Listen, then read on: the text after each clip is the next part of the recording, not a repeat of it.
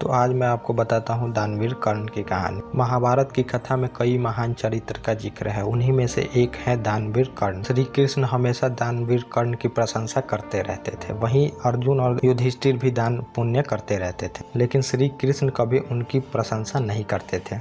एक दिन अर्जुन ने श्री कृष्ण से इसका कारण पूछा। श्री कृष्ण बोले, समय आने पर वह भी पता चल जाएगा तुम्हें कि सबसे बड़ा दानवीर कर्ण ही है। कुछ दिन बाद एक ब्राह्मण अर्जुन के महल में आया। उसने बताया कि उसकी पत्नी की मृत्यु हो गई है, उसके दाह संस्कार के लिए चंदन की लकड़ियों की जरूरत है। ब्राह्मण ने अर्जुन से चंदन की लकड़ी दान में मांगी। अर्जुन ने अपने मंत्रियों को आदेश दिया कि राज्य कोष से चंदन की लकड़ियों का इंतजाम किया जाए, लेकिन उन दिनों राज्य कोष में ना चंदन की लकड़ी मिली और ना ही देखेंगे राज्य में कहीं भी चंदन की लकड़ी मिलती है। अर्जुन ने ब्राह्मण से कहा, आप मुझे क्षमा करें, मैं आपके लिए चंदन की लकड़ी का इंतजाम नहीं कर सका। श्री कृष्ण इस पूरी घटना को देख रहे थे। उन्होंने ब्राह्मण से कहा, आपको एक जगह चंदन की लकड़ी जरूर मिलेगी, आप मेरे साथ चलिए। श्री कृष्ण ने अर्जुन को भी अपने साथ ले लिया। श्री कृष्ण और अर्जुन ब्राह्मण का भेष बनाकर उस ब्राह्मण के साथ कर्ण के दरबार में पहुंचे। वहां भी ब्राह्मण ने कर्ण से चंदन की लकड़ी दान में मांगी। कर्ण ने अपनी मंत्रियों को चंदन की लकड़ी का इंतजाम करने को कहा।